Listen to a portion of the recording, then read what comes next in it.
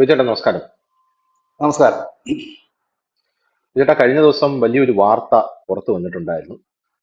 ബലൂചിസ്ഥാനിൽ Baloch army പാകിസ്ഥാന്റെ ഒരു train Jafar express എന്ന് പറയുന്ന പെഷാവാറിലേക്ക് പോകുന്ന ഒരു ട്രെയിൻ റാഞ്ചി എന്നുള്ളതാണ് ആ വാർത്ത എന്ന് പറയുന്നത്. പാകിസ്ഥാൻ സമാനതകളില്ലാത്ത പ്രതിസന്ധിയിലൂടെയാണ് കടന്നു പോകുന്നത്. 48 മണിക്കൂർ അവർക്ക് സമയം കൊടുത്തിട്ടുണ്ട് പാകിസ്ഥാൻ.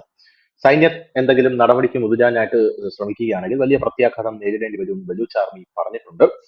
എന്തായാലും ജാഫർ എക്സ്പ്രസ് കൊറ്റയിൽ നിന്ന് പെഷാവറിലേക്ക് പോവുമായിരുന്നു. എന്തായാലും ബലൂച്ച് ലിബറേഷൻ ആർമി പ്രവർത്തകർ ഇത് ഏറ്റെടുത്തിട്ട്, അതായത് ഇതിന്റെ ഉത്തരവാദിത്വം ഏറ്റെടുത്തിട്ട് പറഞ്ഞത് അവരുടെ ആവശ്യം എന്ന് പറയുന്നത് അവരുടെ ബലൂച്ച് പോരാളികളെ എല്ലാവരെയും ജയിലിൽ നിന്ന് മോചിതരാക്കണം എന്നുള്ളതാണ്. ഈ റാഞ്ചിയവരിൽ 400ഓളം ഉണ്ട് എന്നാണ് പല ആൾക്കാരും പറയുന്നത്. എന്ന് പറഞ്ഞാൽ 400ഓളം ഈ ബന്ദികൾ ഉണ്ടെന്ന് പറയുന്നു. അതിൽ 150ഓളം അല്ലെങ്കിൽ 100ഓളം പാക് പട്ടാളക്കാരാണ് എന്നും പറയുന്നുണ്ട്. എന്തായാലും പാക് പട്ടാളക്കാരും ബലൂച്ച് ആർമിയും തമ്മിലുള്ള ഫൈറ്റും കോൺഫ്ലിക്റ്റ് ഒക്കെ നമുക്കറിയാം. പാക് പട്ടാളക്കാർ ബലൂച്ച് ആർമി ചുമ്മാ കൊന്ന് തള്ളിക്കൊണ്ടിരിക്കുന്ന ഒരു സാഹചര്യമാണ് അവിടെ ഉള്ളത്. അപ്പൊ ഇങ്ങനെ ഇരിക്കുന്ന സാഹചര്യത്തിൽ 9 ബോഗി അടങ്ങുന്ന ഈ ട്രെയിന് ഇപ്പോഴും അവരുടെ കസ്റ്റഡിയിലാണെന്നാണ് മനസ്സിലാക്കാൻ സാധിക്കുന്നത്. ഇപ്പൊ 48 മണിക്കൂർ സമയം കൊടുത്തിട്ടുണ്ട്. അപ്പൊ ഓരോ മണിക്കൂറിലും നിങ്ങൾ ഞങ്ങളോട് പ്രതികരിച്ചില്ലെങ്കിൽ 5 പേരെ വീതം ഞങ്ങൾ മരണത്തിനിരയാക്കും എന്നാണ് അവർ പറയുന്നത്. അപ്പൊ സമാനതകളില്ലാത്ത ഒരു പ്രതിസന്ധിയിലൂടെയാണ് പാകിസ്ഥാൻ കടന്നു പോകുന്നത്. എന്താണ് ഇതിൽ നിന്നൊരു മോചനം? ഈ ബലൂച്ച് ലിബറേഷൻ ആർമിയുടെ ഈ ഒരു സന്ധി അവര് അംഗീകരിക്കാൻ സാധ്യതയുണ്ടോ പാകിസ്ഥാൻ? ഈ ഒരു വാർത്ത പറയുമ്പോൾ നമുക്ക് ഇതിനോട് സമാനമായിട്ട് ഉള്ള ഒരു സംഭവം 1977 ഡച്ച് കൺട്രീസ് നെതർലാൻഡില് ഇതുപോലെ ഒരു ട്രെയിൻ ഹൈജാക്ക് നടന്നിരുന്നു. മൊളോക്കൻസ് നാഷണലിസ്റ്റ് പാർട്ടി എന്ന് പറയുന്ന അവിടെ അവർക്ക് ഒരു രാജ്യം വേണമെന്ന് ആവശ്യപ്പെട്ട് നടന്ന ഒരു വലിയ പ്രക്ഷോഭം. അതിനകത്ത് ഈ നെതർലാൻഡ്സിലുള്ള പട്ടാളക്കാർ, അതായത് ഈ മൊളോക്കൻസ് ഒരുപാട് പേര് ആ പ്രക്ഷോഭത്തിൽ അണിചേരുകയൊക്കെ ചെയ്തിരുന്നു. അവരിതുപോലൊരു ട്രെയിൻ ഹൈജാക്ക് ചെയ്തതാണ് ഇന്ന് ലോകത്തിന്റെ മുമ്പിൽ ഇതിന് സമാനമായിട്ട്. ഇവരുടെ ആവശ്യം സ്വതന്ത്ര ബലൂചിസ്ഥാനാണ്, അവരുടെ ആവശ്യവും സ്വതന്ത്ര മൊളോക്കൻസ് ആയിരുന്നു. അത് 20 ദിവസം നീണ്ടു നിന്ന ഒരു ബന്ദി ആക്കൽ പ്രക്രിയയായിരുന്നു. അതായത് ഇവര് ട്രെയിൻ റാഞ്ചിയതിനു ശേഷം 50ഓളം പാസഞ്ചേഴ്സ് ഉണ്ടായിരുന്നു. ആ പാസഞ്ചേഴ്സിനെ വെച്ച് വിലപേശുകയായിരുന്നു. അവർ ഡിമാൻഡ് ഇതായിരുന്നു. പക്ഷെ പിന്നീട് പലവട്ടം ചർച്ചകൾ നടത്തി, 20 ദിവസത്തോളം പലവട്ടം ചർച്ചകൾ നടത്തി. അതായത് ഒരു വലിയൊരു സൈനിക ഓപ്പറേഷനിലേക്ക് അത് നീങ്ങിയില്ല. പകരം ചർച്ചകൾ നടത്തിയിട്ട് അവർക്ക് പറഞ്ഞു നിങ്ങളുടെ ഡിമാൻഡ് ഞങ്ങൾ അംഗീകരിക്കാൻ തയ്യാറാണ് എന്ന് പറഞ്ഞുകൊണ്ടാണ് വന്നത്. പക്ഷെ അതിൽ അവസാന ഘട്ടത്തിലേക്ക് അതിന്റെ തുടക്ക ഘട്ടത്തിൽ അതൊരു ഓപ്പറേഷനിലേക്ക് സൈനിക ഓപ്പറേഷനിലേക്ക് നീങ്ങുകയും 6 തട്ടിക്കൊണ്ടുപോയ റാഞ്ചികളെ കൊലപ്പെടുത്തുകയും സാധാരണ 2 പാസഞ്ചർ മരിക്കുകയും ചെയ്തു. ഇതാണ് നമ്മുടെ ലോകത്തിന് മുമ്പിൽ ഒരു ട്രെയിൻ ഹൈജാക്ക് ചെയ്യുന്നത്. വിമാനങ്ങൾ, ബസ്, വാഹനം ഇതൊക്കെ ഹൈജാക്ക് ചെയ്യുന്നത് ഒരുപാട് വാർത്തകൾ നമ്മൾ കണ്ടിട്ടുണ്ട്. പക്ഷെ ഇതിപ്പോ ആദ്യമാണ്. ഇവിടെയാണ് ഈ ബലൂചിസ്ഥാൻ ആർമി ഇങ്ങനെ ഒരു കാര്യം ചെയ്തിരിക്കുന്നത്. ഇപ്പൊ ലേറ്റസ്റ്റ് ആയിട്ട് അവർ പുറത്തുവിട്ടിരിക്കുന്ന അവരുടെ പ്രസ്താവനയെ പറയുന്നത് 214 പേരുണ്ട് എന്നാണ് പറയുന്നത് ഈ ട്രെയിനിൽ. 400 പേര്, നമ്മളടക്കം ഇന്നലെ വാർത്ത കൊടുത്തത് 400 പേരുടെ വാർത്തയായിരുന്നു. ആ 400 പേര് ഈ ട്രെയിനിൽ ഉണ്ടായിരുന്നു. അതിന് സ്ത്രീകളെയും കുട്ടികളെയും സാധാരണപ്പെട്ട പാസഞ്ചേഴ്സിനെ എല്ലാം അവരെ വിട്ടയക്കുകയായിരുന്നു. അതിനുശേഷം ഉള്ളതിനകത്ത് സൈനികരുണ്ട്, ISIയുടെ ഉദ്യോഗസ്ഥന്മാരുണ്ട്, സർക്കാർ ഉദ്യോഗസ്ഥന്മാരുണ്ട്. ഇവരെല്ലാം കൂടെ ചേർത്തിട്ടുള്ള സംഖ്യയാണ് ഈ 214 എന്ന് പറയുന്നത്. പക്ഷെ ഈ ഹൈജാക്കിംഗ് നടന്നതിന് ശേഷം പാക് ഭരണകൂടത്തിന്റെ ഭാഗത്തു നിന്ന് വന്ന സ്റ്റേറ്റ്മെന്റുകൾ, ആദ്യം അവർ പറഞ്ഞത് കേവലം 38 പേരെ മാത്രമേ ഹൈജാക്ക് ചെയ്ത ട്രെയിനകത്തുള്ളൂ, 38 പേര് മാത്രമേ ബന്ദികളുള്ളൂ എന്നാണ് പറഞ്ഞത്. മറ്റൊന്ന് അവർ പറഞ്ഞ കാര്യം എന്ന് വെച്ച് കഴിഞ്ഞാൽ ഞങ്ങൾ 104 പേരെ രക്ഷപ്പെടുത്തി എന്ന് പറയുന്നു. ഈ രക്ഷപ്പെടുത്തിയ ആരെയെന്ന് ചോദിച്ചു കഴിഞ്ഞാൽ ഈ ബലൂചിസ്ഥാൻ ലിബറേഷൻ ആർമി തന്നെ ഈ ട്രെയിനിൽ നിന്ന് പോകാൻ അനുവദിച്ചിട്ടുള്ള ആളുകളെ ആയിരുന്നു. അതായത് സാധാരണപ്പെട്ടവരെയും കുട്ടികളെയും സ്ത്രീകളെയും പോകാൻ അനുവദിച്ചു. ആ പോകാൻ അനുവദിച്ചവരുടെ എണ്ണമാണ് പാകിസ്ഥാൻ പറയുന്നത് 104 പേരെ ഞങ്ങൾ രക്ഷപ്പെടുത്തി എന്ന് പറയാം. കാരണം അവരടുത്ത് പോകാൻ പറഞ്ഞു, അവരെ ട്രെയിനിൽ നിന്ന് ഇറക്കി വിട്ടു, അവരെയാണ് കൊണ്ടുപോയത്. അതിനുശേഷം പാക് സൈന്യം ഹെലികോപ്റ്റർ വഴിയും ഡ്രോൺ വഴിയുമൊക്കെ ഇതിനകത്ത് കടന്നു കയറി ഇവരെ കൊലപ്പെടുത്താൻ ശ്രമം നടത്തി. അതിൽ 16ഓളം ബലൂചിസ്ഥാൻ ലിബറേഷൻ ആർമിയുടെ ആളുകൾ കൊല്ലപ്പെട്ടു എന്ന് പറയുന്നു. പക്ഷേ അവരതിൽ നിന്ന് പിന്നെ പിന്മാറുകയാണ് പാക് സൈന്യം. അതിനോട് കാരണം വെച്ച് കഴിഞ്ഞാൽ ഇതിനകത്ത് ഉള്ള അവരുടെ സൈനികർ ഉൾപ്പെടെ കൊല്ലപ്പെടുമോ എന്നൊരു പേടി. അതുകൊണ്ടാണ് അവർ ഇന്നലത്തെ സൈനിക ഓപ്പറേഷനിൽ നിന്ന് മാറിയിട്ട് ഇപ്പൊ ഇവർ ട്രെയിനിന്റെ പല ഭാഗത്തും വളരെ ദൂരത്തിൽ തമ്പടിക്കുന്നു എന്നാണ് അന്തർദേശീയ മാധ്യമങ്ങൾ പറയുന്നത്. പക്ഷെ ഇവിടെ ശ്രദ്ധേയമായ ഒരു കാര്യം, കഴിഞ്ഞ 2 മാസത്തിനിടയിൽ ഈ ട്രെയിനെയും റെയിൽവേ സ്റ്റേഷനെയും ലക്ഷ്യം വെച്ചുകൊണ്ട് തന്നെയായിരുന്നു ബലൂചിസ്ഥാൻ ലിബറേഷൻ ആർമി സ്ഫോടനങ്ങൾ നടത്തിയിരുന്നത്. കൊറ്റയിൽ തന്നെ റെയിൽവേ പ്ലാറ്റ്ഫോമിൽ അവർ സ്ഫോടനം നടത്തിയിരുന്നു. പെഷവാറിൽ അനവധി തവണ സ്ഫോടനം നടത്തിയിരുന്നു. ഇതിലൊക്കെ ആരെയാണ് അവർ ലക്ഷ്യം വെച്ചതെന്ന് വെച്ചാൽ പാക് സൈന്യത്തെയാണ് അവർ ലക്ഷ്യം വെച്ചത്. ബലൂചിസ്ഥാൻ ലിബറേഷൻ ആർമിയുടെ പ്രധാന ടാർഗറ്റ് പാക് സൈന്യം തന്നെയാണ്. അതല്ലാതെ അവർ സാധാരണപ്പെട്ടവരെ കൊലപ്പെടുത്താറില്ല. പാക് സൈന്യത്തെയാണ് അവർ കൊലപ്പെടുത്തുന്നത്. കാരണം അവരുടെ വിഭാഗങ്ങളെ, അവരുടെ ഗോത്രവർഗ വിഭാഗങ്ങൾ അടക്കം അടക്കി ഭരിക്കുന്ന പാക് സൈന്യത്തിന്റെ ക്രൂരതയ്ക്കെതിരെയാണ് അവരുടെ പോരാട്ടം. പാക് സൈന്യമാണ് അവരുടെ പ്രധാന ടാർഗറ്റ്. നമ്മൾ തന്നെ കണ്ട കഴിഞ്ഞ 2 മാസത്തിലൂടെ പാകിസ്ഥാനിൽ നടന്ന ഈ റെയിൽവേ സ്റ്റേഷൻ പ്ലാറ്റ്ഫോമിലൊക്കെ നടന്ന ബോംബ് സ്ഫോടനം, ചാവേർ ആക്രമണം നമ്മൾ തന്നെ വാർത്തയാക്കിയതാണ്. അതിലൊക്കെ കൊല്ലപ്പെട്ടത് നൂറുകണക്കിന് പാക് സൈനികർ തന്നെയാണ്. പക്ഷെ പാകിസ്ഥാൻ അതിൽ നിന്ന് പാഠം പഠിച്ചില്ല എന്ന് വേണം കരുതാനായിട്ട്. കാരണം ഒരു റെയിൽവേ സ്റ്റേഷനിൽ ഇങ്ങനെ നിരന്തരം അറ്റാക്കുകൾ നടക്കുമ്പോൾ അതിൽ നിന്ന് അവർ പാഠം പഠിച്ചില്ല എന്ന് വേണം നമ്മൾ അതിൽ നിന്ന് മനസ്സിലാക്കാൻ. ഇപ്പോൾ ഇത് ബലൂചിസ്ഥാൻ ലിബറേഷൻ ആർമിക്ക് അടക്കം ശക്തമായ പ്രാതിനിധ്യമുള്ള ഇടത്തിലൂടെയാണ് ഈ ക്വറ്റയിൽ നിന്ന് പെഷവാറിലേക്ക് ട്രെയിൻ യാത്ര നടത്തുന്നത്. അപ്പോൾ തന്നെ അവരറിയണമായിരുന്നു. പക്ഷെ ഒരുപക്ഷെ അവരതിനകത്ത് സെക്യൂരിറ്റി ഗാർഡ്സിനെയൊക്കെ വെച്ചിരുന്നു. ആ സെക്യൂരിറ്റി ഗാർഡ്സ് കണ്ട് 6 പേര് കൊല്ലപ്പെടുകയാണ് ചെയ്തിട്ടുണ്ട്. സെക്യൂരിറ്റി ഗാർഡ് ഒരുപക്ഷെ ഇവർ കരുതിയിരുന്നത് ഒരു വെടിവെപ്പോ ഇല്ലെങ്കിൽ ഒരു സ്ഫോടനമോ വല്ലതോ നടക്കുമെന്ന്. പക്ഷെ ഇങ്ങനെ ബന്ദിയാക്കിക്കൊണ്ടൊരു നാടകം ഇല്ലെങ്കിൽ ബന്ദിയാക്കിക്കൊണ്ടൊരു സംഭവം നടക്കുമെന്ന് അവരൊരിക്കലും പ്രതീക്ഷിച്ചിട്ടുണ്ടാവില്ല. അതാണ് ഇപ്പോൾ സംഭവിച്ചിരിക്കുന്നത്. ഇവിടെ ഒരു കാര്യം എന്ന് വെച്ച് കഴിഞ്ഞാല് ഇവരെ നമുക്ക് ഭീകരരെന്ന് പറയാൻ കഴിയില്ല, ഈ ബലൂചിസ്ഥാൻ ലിബറേഷൻ ആർമി. കാരണം അവരൊരു സ്വതന്ത്ര രാജ്യത്തിന് വേണ്ടി പോരാടുന്ന പോരാളികൾ എന്ന് മാത്രമാണ് നമ്മൾ അവരെ പറയുന്നത്. ഇപ്പോൾ ഈ കാശ്മീരില് അവർ ഭീകരെന്ന് പറയാറില്ലല്ലോ. കാശ്മീരിലെ പോരാളികൾ, ഹമാസ് പോരാളികൾ, അങ്ങനെ പറയുമ്പോൾ ബലൂചിസ്ഥാനികളും പോരാളികൾ എന്ന് തന്നെ പറയേണ്ടി വരും. 1948 മുതൽ അവർ പോരാടിക്കൊണ്ടിരിക്കുന്നതാണ്. ഒരു സുപ്രഭാതത്തിൽ അവർ പെട്ടെന്ന് പോരാടിയവരല്ല. ഇപ്പോൾ പിന്നെ കേൾക്കുന്ന ഏറ്റവും മറ്റൊരു വാർത്ത, അഫ്ഗാനിസ്ഥാനിൽ നിന്നാണ് ഇത് ഓപ്പറേറ്റ് ചെയ്തതെന്നാണ് അറിയുന്നത്.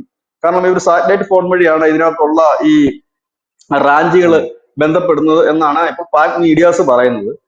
അങ്ങനെയെങ്കിൽ കുറച്ചുകൂടെ സ്ഥിതി ഗുരുതരമാകും. കാരണം ഈ അടുത്ത കാലത്തായിട്ട് അഫ്ഗാനിസ്ഥാനുമായിട്ടുള്ള പാകിസ്ഥാന്റെ ബന്ധം അത്ര സുഖകരമായിട്ടല്ല പോകുന്നത്. അപ്പോൾ അതുകൊണ്ട് തന്നെ ഈ ബന്ധം കുറച്ചുകൂടെ വഷളാകാനുള്ള സാധ്യതകൾ കൂടുതലാണ്. കാരണം UK-യും US-ഉം അടക്കം ഈ ബലൂചിസ്ഥാൻ ലിബറേഷൻ ആർമിയെ നിരോധിച്ചിട്ടുള്ള സംഘടനയാണ്. ബാക്കി ഒരു രാജ്യങ്ങളും നിരോധിച്ചിട്ടൊന്നുമില്ല.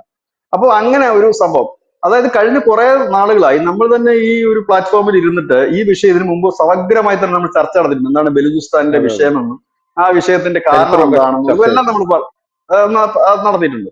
അപ്പൊ അന്നും നമ്മളിത് പറഞ്ഞു, അവിടെ നടക്കുന്ന ആഭ്യന്തര യുദ്ധമാണ്, അതല്ലാതെ ഇടയ്ക്കിടയ്ക്ക് ബോംബ് പൊട്ടിക്കുന്ന ഒരു ഭീകരാക്രമണമല്ല അവിടെ നടക്കുന്നത്. ഒരാഴ്ചക്ക് മുമ്പ് ബലൂചിസ്ഥാൻ ലിബറേഷൻ ആർമി അടക്കം 8ഓളം ഈ സ്വതന്ത്ര ബലൂചിസ്ഥാന് വേണ്ടി വാദിക്കുന്ന ബലൂചിസ്ഥാൻ നാഷണൽ ഫ്രണ്ട് അടക്കമുള്ള സംഘടനകൾ ചേർന്ന് ഒരു യോഗ തീരുമാനമെടുത്തിരുന്നു. അവർ ആ തീരുമാനത്തിലെടുത്ത തീരുമാനം എന്തെന്ന് ചോദിച്ചു കഴിഞ്ഞാൽ സംയുക്തമായി നീങ്ങുക എന്നുള്ള ഒരു കാര്യമാണ്. ഇവിടെ ചിന്തിക്കേണ്ട ഒരു വിഷയം കൂടിയുണ്ട്. ബലൂചിസ്ഥാൻ ലിബറേഷൻ ആർമിയുടെ ഒപ്പം തന്നെ തെഹ്രിക്ക് താലിബാൻ, അതായത് അഫ്ഗാനിസ്ഥാന്റെ പിന്തുണയോടുകൂടി താലിബാന്റെ പിന്തുണയോടുകൂടി പ്രവർത്തിക്കുന്ന തെഹ്രിക്ക് താലിബാൻ അടക്കമുള്ളവർ ഇവരുടെ ഒപ്പം ചേരുന്നുണ്ട്. അവരുടെ ലക്ഷ്യം എന്തെന്ന് ചോദിച്ചു കഴിഞ്ഞാൽ അവർക്ക് പാകിസ്ഥാന്റെ ഭരണമാണ് അവർ ലക്ഷ്യമിടുന്നത്, തെഹ്രിക്ക് താലിബാൻ, അല്ലാതെ ബലൂചിസ്ഥാന്റെ അല്ല. അപ്പോൾ ഈ പോരാട്ടത്തിൽ അവർ കൂടി ഹെൽപ്പ് ചെയ്യുന്നു. അതായത് അക്ഷരാർത്ഥത്തിൽ പറഞ്ഞാൽ പാകിസ്ഥാൻ വിതച്ചു വെച്ച വിത്തുകളെല്ലാം മുളപൊട്ടി ഇപ്പോൾ വലിയ വൻമരങ്ങളായി മാറിക്കൊണ്ടിരിക്കുകയാണ്. തെഹ്രിക്ക് താലിബാൻ എന്ന് പറഞ്ഞ പാകിസ്ഥാൻ സൃഷ്ടിയായിട്ടുള്ള ഒരു സംഘടനയായിരുന്നു. ആ സംഘടനയെ വളർത്തിക്കൊണ്ട് വന്നത് താലിബാനെ സപ്പോർട്ട് ചെയ്യാൻ കൂടിയാണ്. അപ്പൊ താലിബാനും ശത്രുവായി അവർ വളർത്തിക്കൊണ്ടുവന്ന തെഹ്രിക്ക് താലിബാനും ശത്രുതയിലേക്ക് നീങ്ങുന്ന ഒരു സാഹചര്യം. ഇടയിലാണ് ഈ ബലൂചിസ്ഥാൻ ലിബറേഷൻ ആർമി വളരെ ശക്തമായി തന്നെ അവരൊരു പോരാട്ടം കടുപ്പിക്കുകയും ചെയ്തിരിക്കുന്നു. കഴിഞ്ഞ കുറച്ച് ദിവസങ്ങൾക്ക് മുമ്പായിരുന്നു പാകിസ്ഥാനിലെ ചില രാഷ്ട്രീയ നേതാക്കൾ പറഞ്ഞത് പാകിസ്ഥാൻ പിളരുകയാണ്, 2 രാജ്യമായി മാറുകയാണ്. കാരണം ഇതല്ലാതെ ഇനി മുമ്പോട്ടൊരു കോംപ്രമൈസോ വഴിയോ ഇല്ല. കാരണം ബലൂചിസ്ഥാൻ അവർക്ക് കൊടുത്തുകൊണ്ട്, അതായത് ബലൂചിസ്ഥാൻ കൊടുക്കുക എന്ന് പറയുമ്പോൾ അതിലെ വളരെ നിർണായകമായ ചില പ്രദേശങ്ങളാണ് ധനുഷ് അതിനകത്തുള്ളത്.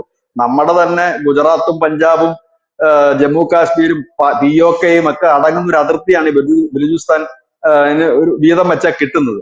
അത് വരുമ്പോൾ പാകിസ്ഥാൻ അത് എത്രത്തോളം അംഗീകരിക്കും എന്നുള്ളത് കാത്തിരുന്ന് കാണേണ്ടി വരും. കാരണം പാകിസ്ഥാനെ സംബന്ധിച്ച് നിർണായകമാണ്. കാരണം ബലൂചിസ്ഥാന്റെ കയ്യിലേക്ക് ഈ നിർണായകമായ അതിർത്തി പോയി കഴിഞ്ഞാൽ അതുകൊണ്ട് പാകിസ്ഥാൻ ദോഷമേ സംഭവിക്കൂ, ഗുണം സംഭവിക്കില്ല.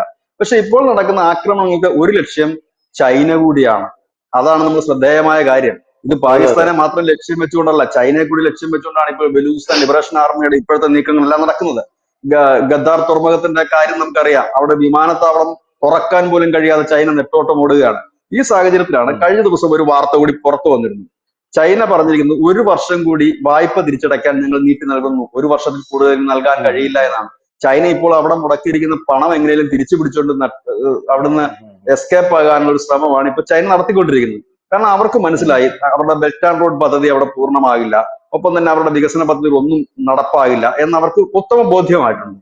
കാരണം ചൈനയ്ക്ക് അവിടെ ഇതുവഴി റോഡ് പോകുമ്പോൾ ചൈനയുടെ ഏറ്റവും വലിയ ഒരു ലക്ഷ്യം എന്തെന്ന് ചോദിച്ചു കഴിഞ്ഞാല് ഈ ബലൂചിസ്ഥാൻ മേഖലയിലുള്ള അവിടുത്തെ ഈ പിന്നെ ഖനികളും മറ്റുമൊക്കെ തങ്ങൾക്ക് സ്വന്തമാകുമെന്നും അതുവഴി നേട്ടം ഉണ്ടാക്കാമെന്നും ഒക്കെ അവർ കരുതി. പ്രകൃതി വിഭവങ്ങളുടെ വലിയൊരു കലവറയാണ് ഇതിന് പല മേഖലകളും. അതിനെ എക്സ്പ്ലോയിറ്റ് ഉം, ചെയ്യാമെന്ന് അവർ കരുതിയെങ്കിൽ ഇപ്പോഴവർക്ക് ആ പ്രതീക്ഷകളൊന്നും തന്നെ ഇല്ല. ഇപ്പോൾ അവർ ഭയക്കുന്നത് മറ്റൊന്നുമല്ല, ഇതിപ്പോ എന്തായിത്തീരുമെന്നുള്ളതാണ്. ഒരുപക്ഷെ ഇപ്പോൾ അവരുടെ ഭാഗത്തുനിന്നോ ഇന്ത്യയുടെ ഭാഗത്തുനിന്നോ പ്രത്യക്ഷമായിട്ട് ഡയലോഗ്സ് ഒന്നും നമ്മൾ കേൾക്കുന്നില്ല. ഇതിൽ നിന്ന് ഞാൻ ഉം, മനസ്സിലാക്കുന്ന ഒരു കാര്യം, ചൈനയുടെയും ഇന്ത്യയുടെയും അഫ്ഗാനിസ്ഥാന്റെയും ഒക്കെ ആശീർവാദത്തോടു കൂടി തന്നെ ആയിരിക്കണം ബലൂചിസ്ഥാനിൽ ഈ പണി നടക്കുന്നത്. കാരണം ബലൂചിസ്ഥാൻ സ്വതന്ത്രമാവുകയാണ് എങ്കിൽ സ്വതന്ത്ര ബലൂചിസ്ഥാൻ എന്ന് പറയുന്ന രാജ്യം ഇന്ത്യക്കും ചൈനയ്ക്കും അഫ്ഗാനിസ്ഥാനും ഒക്കെ ഒരു സൂട്ടബിൾ ആയിട്ടുള്ള ഒരു ഭരണക്രമത്തിലേക്ക് നീങ്ങാൻ സാധ്യതയുണ്ട്. കാരണം ചൈനയെ സംബന്ധിച്ച് ഉം, അവർക്ക് ആ ബോർഡർ വഴി പോകുന്ന അവരുടെ ബെൽറ്റ് ആൻഡ് റോഡ് പദ്ധതിയാണ് എങ്കിൽ അഫ്ഗാനിസ്ഥാനെ ഉം, സംബന്ധിച്ച് അവരുടെ അതിർത്തി സേഫ് ആകും, ഇന്ത്യയെ സംബന്ധിച്ച് നമ്മുടെ അതിർത്തി സേഫ് ആകുകയും ഒപ്പം പാക് അധിനിവേശ കാശ്മീർ നമ്മളിലേക്ക് എത്താൻ ഈസി ആക്കുകയും അവിടെ ഈ ഖൈബർ അതെ. ഇടനാഴി വരികയും ചെയ്യും. ഇതുകൊണ്ട് സാമ്പത്തികമായി നേട്ടം ഉണ്ടാകുന്നത് ഇന്ത്യക്കും ചൈനയ്ക്കുമായിരിക്കും സാമ്പത്തികമായിട്ട്. ഇനി മറ്റു തരത്തിൽ സുരക്ഷാപരമായ ഒരു ആശ്വാസം കിട്ടുന്നത് ഇറാനും ഒപ്പം തന്നെ അഫ്ഗാനിസ്ഥാനും ആയിരിക്കും. അപ്പൊ അതുകൊണ്ട് ഇവരുടെ എല്ലാം കൂടി ഒരു ഉം, മൗനാനുവാദവും അനുഗ്രഹവും ഇതിനുണ്ടോ എന്നുള്ള കാര്യം സംശയിക്കേണ്ടിയിരിക്കുന്നു. കാരണം ഇതുവരെ ഈ തൊട്ടടുത്ത് കിടക്കുന്ന ഒരു രാജ്യം ഇതിനെ കുറിച്ച് പ്രതികരിച്ചിട്ടില്ല. അത് ശ്രദ്ധേയമായ ഒരു കാര്യമാണ്. കാരണം സ്വതന്ത്ര ഉം, ബലൂചിസ്ഥാൻ ആയി കഴിഞ്ഞാൽ സ്വതന്ത്ര രാജ്യമാകും. ആ രാജ്യത്തിന് ഒറ്റയ്ക്ക് മുൻപോട്ട് പോകാൻ കഴിയില്ല. സ്വാഭാവികമായി തന്നെ മറ്റു രാജ്യങ്ങളെ അതിന് സമീപിക്കേണ്ടതായി വരും, ഇൻഫ്രാസ്ട്രക്ചർ ഉം, അടക്കമുള്ള കാര്യങ്ങൾക്ക് വേണ്ടിയിട്ട്. അങ്ങനെ വരുമ്പോഴത്തേനും നമ്മളെ സംബന്ധിച്ച് നമ്മളൊരു വലിയ തലവേദന ഒഴിയും. കാരണം ഈ ബലൂചിസ്ഥാനിൽ കിടക്കുന്ന ഒരു വലിയ വിഭാഗം ഇന്ത്യയിൽ ലയിക്കണമെന്ന് പണ്ട് തൊട്ടേ ആഗ്രഹിച്ചിരുന്നവരാണ്. ഇന്ത്യയിൽ 1948 അവർ ഇന്ത്യയുടെ സഹായം തേടിയിരുന്നതുമാണ്, അവരെ സ്വതന്ത്രമാക്കാനോ ഉം, ഇന്ത്യൻ യൂണിയനിൽ ലയിപ്പിക്കുന്നതിനോ വേണ്ടിയിട്ട്. പക്ഷെ അന്ന് നമുക്ക് അതിന് കഴിഞ്ഞില്ല എന്നുള്ളത് നമ്മുടെ വലിയ മണ്ടത്തരം.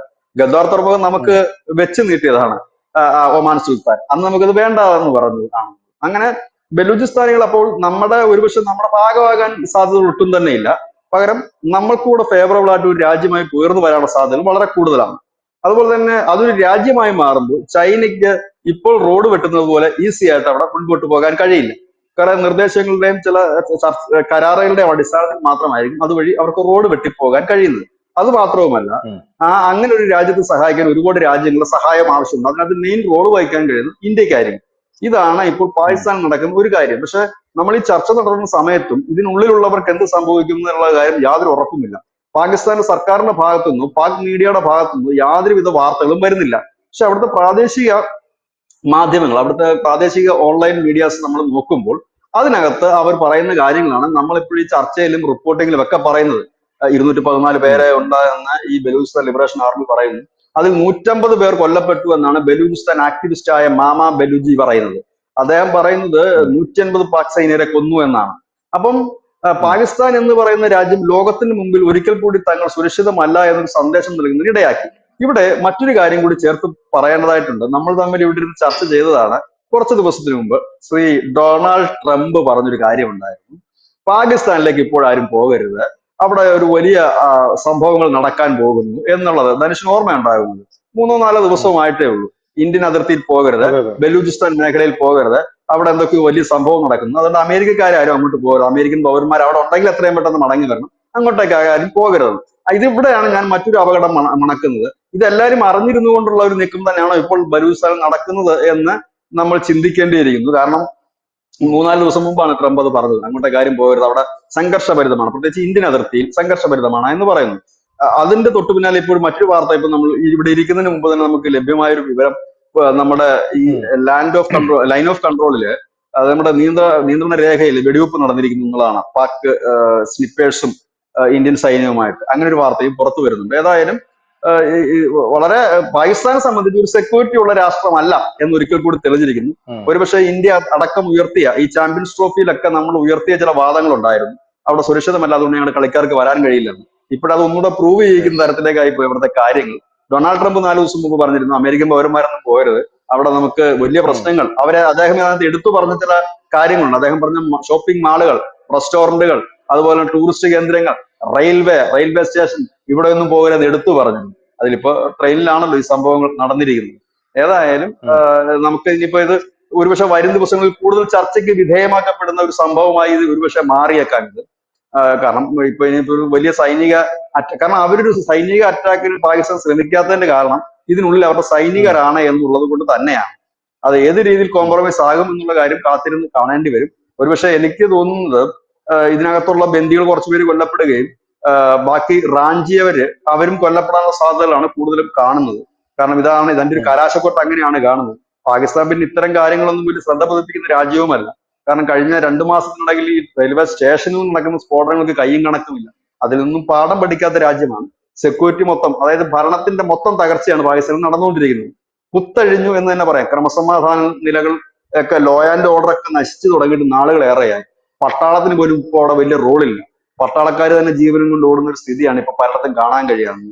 മുമ്പ് അങ്ങനെ ഉം. അല്ലായിരുന്നു. പാകിസ്ഥാന്റെ ഒരു ഇല അനങ്ങിക്കഴിഞ്ഞാൽ അപ്പൊ തന്നെ പട്ടാളം കയറി ഭരണം പിടിക്കുകയും അവരുടെ നിയന്ത്രണത്തിലേക്ക് പാകിസ്ഥാൻ കൊണ്ടുപോവുകയും ചെയ്തിരുന്നുവെങ്കിൽ ഇന്ന് അത് മാറിയിരിക്കുന്നു. അവിടെ എന്താണ് നടക്കുന്നത്? അവിടെയാണ് ഈ പാകിസ്ഥാനിലെ രാഷ്ട്രീയ നേതാക്കളൊക്കെ പറയുന്നത് പാകിസ്ഥാൻ പിളരും, 2 രാജ്യമാകും എന്ന് പറയുന്നതിന് കരുത്ത് പകരുന്ന ഒരു കാര്യമാണിത്. പക്ഷെ ലോകത്തിൽ തന്നെ ഇത് ചരിത്രമാകുന്ന ഒരു റാഞ്ചലായിരിക്കും. കാരണം ട്രെയിൻ ഇതിനു മുമ്പ് റാഞ്ചിയ കഥ ഞാൻ പറഞ്ഞില്ല. 1977 നടന്നൊരു സംഭവം ഉം. മാത്രമേ ഉള്ളൂ. അതൊരു ചെറിയ റാഞ്ചലായിരുന്നു, 50 പേരേ ഉള്ളൂ. ഇത് 50 അല്ല, സൈനികർ ഉൾപ്പെടെ വലിയ ഒരു കൂട്ടമുണ്ട്. 1977 അല്ല, 2025. ഒരുപാട് മാറിയിരിക്കുന്നു. ടെക്നോളജിയും കാര്യങ്ങളും എല്ലാം മാറിയിരിക്കുന്നു. ഏതായാലും ആ ബന്ദികൾക്കൊന്നും സംഭവിക്കരുതേ എന്നാണ് നമ്മുടെ പ്രാർത്ഥന. കാരണം ജീവൻ അത് ആരുടെ ആയാലും വിലപ്പെട്ടത് തന്നെയാണ്. താങ്ക് യു, ബിജു ചേട്ടാ. Thank you so much.